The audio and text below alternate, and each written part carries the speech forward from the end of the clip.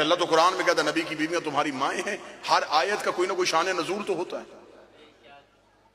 میں ممبر پہ پانی مانگوں تو اس کا مطلب کیا ہے کہ مجھے پیاس ہے. اللہ نے قرآن میں کہا نبی کی بیویاں تمہاری مائیں ہیں. آیت مولوی بار بار ہمارے آگے کر رہا ہے. یہ کیوں نہیں بتاتا کہ آئی کیوں تھی؟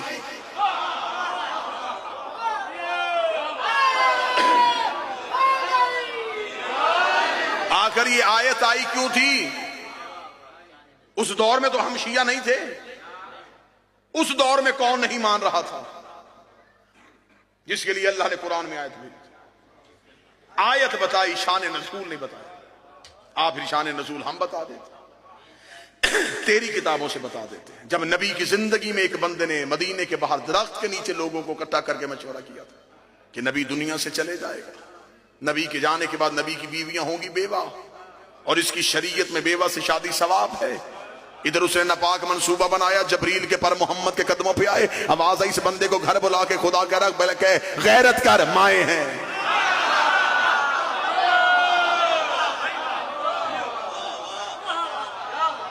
یہ نہیں کیا نبی کی بیویاں خالائیں ہیں، نبی کی بیویاں تمہاری پھوپھیاں ہیں، مائیں ہیں. مائیں ہیں. جو آج شیعہ ہو کے کہتا ہے سیدزادی کا عقد غیر سید سے جائز ہے، خدا نے قرآن میں کہا نبی کی بیویاں تمہاری ماں ہیں. ماں بھی حرام ہوتی ہے اور ماں کی بیٹی بھی حرام ہوتی ہے.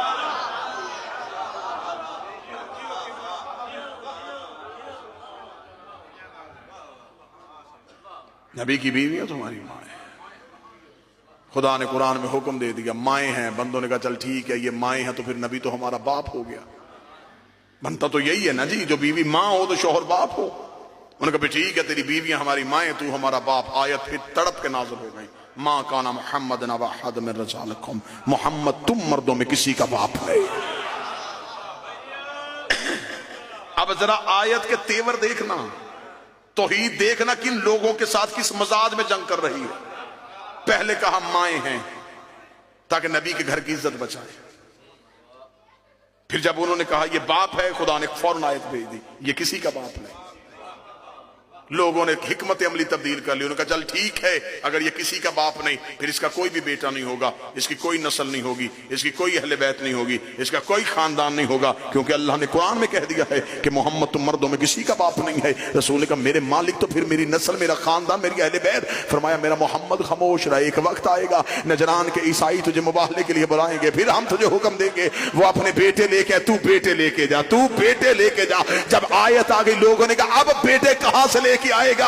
اللہ نے تو کہا ہے تو باپ ہی کسی کا نہیں. نبی نے فرمایا آؤ بتاؤں بیٹے کہاں سے ملتے ہیں، آؤ بتاؤں بیٹے کہاں سے ملتے ہیں. علی کے دروازے پہ دستک دی، حسن اور حسین کو گود میں اٹھا کے کہا تمہارا باپ نہیں ان کا باپ.